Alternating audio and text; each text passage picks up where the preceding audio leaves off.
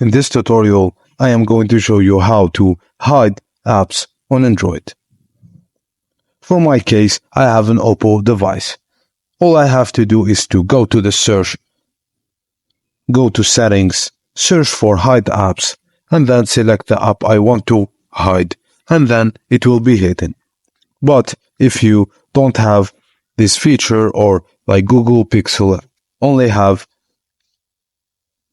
stock ROM, you can disable apps to remove them or to hide them.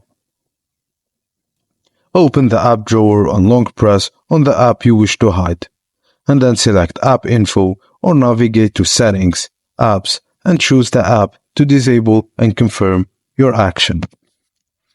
By following these steps, you can easily manage and hide apps on your Samsung phone or any phone to enhance privacy and organization of your phone.